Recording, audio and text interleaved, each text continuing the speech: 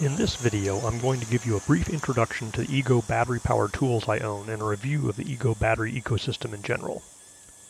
I have a 3/4 acre lot and at least a ½ acre of grass, and when we moved in 2017, I purchased a 21-inch Ego self-propelled mower, and I've been working that mower out over the last 4 years.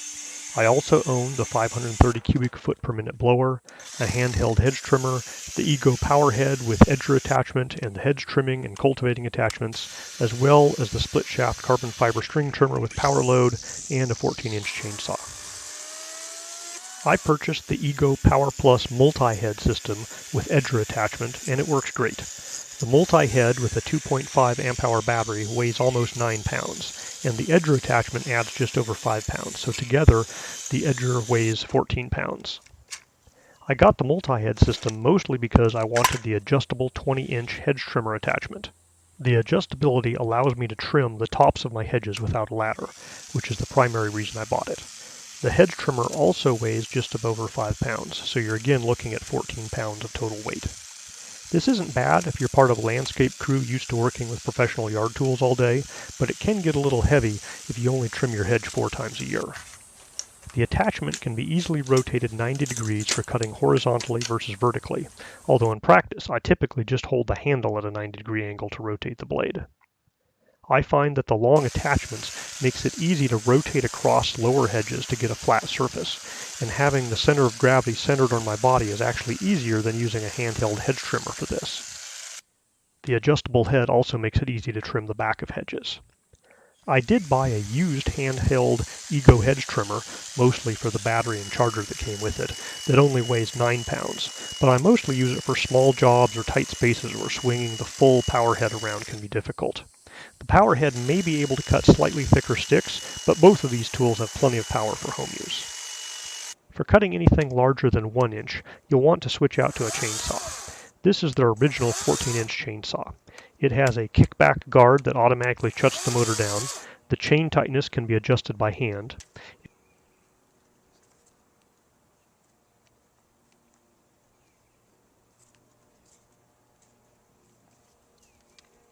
You put chain oil in the green cap. As with any chainsaws, it will leak chain oil, so this is the only Ego tool that can stain your garage, which is why I keep it on a mat. I don't use the chainsaw frequently, but after Hurricane Irma, it was very useful chopping down fallen limbs so the yard waste guys could pick them up as part of our normal pickup. I didn't have any trees to cut down for this demo, so here's a contrived example of cutting a dry piece of lumber. The chainsaw with battery weighs 12 pounds. I also bought this 9-pound cultivator attachment for the power head, making the total tool weight with battery 18 pounds. It's not quite a rototiller, but if you drag the cultivator backwards, it will convert lawn to a garden with a few passes. I like pulling it backwards slowly, but you can also sweep side to side with it. Instead of buying the power head string trimmer attachment, I bought the standalone split shaft carbon fiber model with power load. This allowed me to buy a battery and charger as part of the kit. Plus, it's a few pounds lighter than the powerhead model, and I can edge and trim without changing attachments. It ships in a half-sized box because you have to fold the shaft together at the split and put in a screw when you get it. After that, you just leave it at full size. The power load feature is nice. You push the string through the head to the halfway point, hold down the button, and it loads it in for you automatically.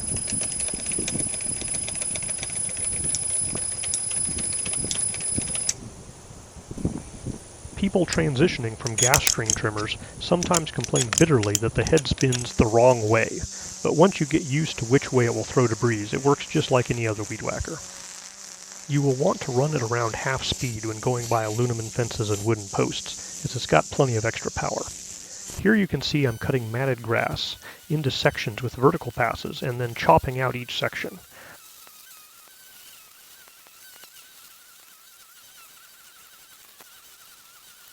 Once you've mowed, edged, and trimmed, you need a blower.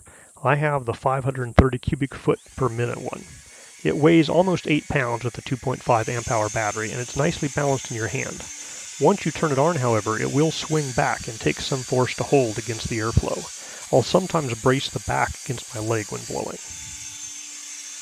The blowers have a speed lever and a turbo button, so you can gently blow dust away from your garage doors or clear the entire driveway. For example, it is easy to gently move the small hedge trimmings back into the main pile without blowing the main pile back under the hedge. If you have a small city lot, one 2.5 amp hour battery will be enough for you to edge, trim, and blow. Everything you've seen in this video so far was done with a single 2.5 amp hour battery. Now, if you have oak trees dropping lots of leaves in your yard, you may need more than a single battery. If you have the lawnmower, you probably have a 5 or 7.5 amp hour battery that you can plug into your leaf blower, as all the batteries fit in all the tools. However, that handheld leaf blower will start to get heavy with a 7.5 amp hour battery in it, so just because you can doesn't mean you necessarily want to. Ego also sells a backpack blower that I don't have. Living in Florida, I also don't have the snow blower, although at one point I was considering buying it as a way to get 2 new 7.5 amp hour batteries and a rapid charger. Let's talk about this 21-inch self-propelled mower. Because it's electric, it can sit folded up in your garage, and after you unfold it and extend the handles, be immediately ready to go. I almost exclusively use it in mulching mode, but you can remove the mulching plug and install a side discharge chute that comes with it.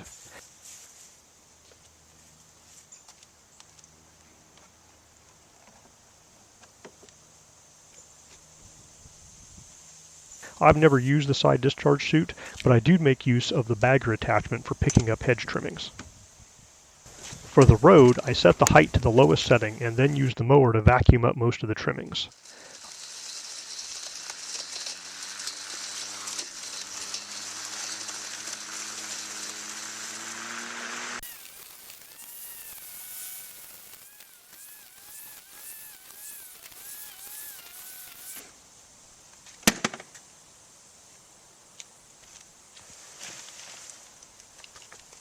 I use the number 2 setting on the grass so I don't completely scalp my lawn. This is the only piece of Ego hardware that I've had problems with. Initially, the self-propel motor, or controller, broke, and Home Depot repaired it. Then it broke again, and Ego shipped me a replacement mower. Then it broke a third time, and Ego replaced the mower with one that had the updated self-propel mower. Finally, the self-propel unit didn't break, but it did grind down the gears on the ends of the shaft and inside the rear wheels. So an independent Ego certified repair shop replaced those parts under warranty. For those of you keeping track at home, I've gone through 3 mowers and 5 self-propel drive units. I've never had any other issues, and the actual mowing part has worked great, but apparently my more than half acre of Florida grass is just too much for the self-propel units over time. If you have a small city lot, you probably would not be putting as much time on your mower as I do, or you could just buy the push version. It may be that Ego's newer dual battery mowers are more reliable in the self-propel department. Ego has been great honoring their 5-year warranty, but I can't recommend the self-propel version of this mower. Let's talk about the batteries and chargers. The equipment comes with a 5-year warranty, but the batteries and chargers only have a 3-year warranty. I own 3 7.5 amp hour batteries, a 5 amp hour battery, and 4 2.5 amp hour batteries. Although I have heard of people having batteries or chargers fail on them, all of mine have worked great. I have 2 of the 500 watt rapid chargers I use almost exclusively on my 7.5 amp hour lawnmower batteries. They have 4 LEDs to show you an approximation of how charged the battery is, but basically you put a battery on them and when the fan turns off it's fully charged. While I have owned 4 of the 250 watt regular speed chargers, I only have 1 in use for my 2.5 amp hour batteries. It only has a few LEDs for feedback, but like the rapid charger, you just put a battery on it until the fan turns off. Both chargers have integrated fans that blow air through the arc batteries when charging to control their temperature, and they will refuse to charge batteries that are too hot until they cool down. You can charge any battery on any charger, but the rapid chargers are faster. I have been tracking the capacity loss over time of my larger 7.5 amp hour batteries. Over 3 years, they generally go down from about 400 watt hours to 200 watt hours, or a 50% capacity loss, but the drop-off appears to taper off in year 4.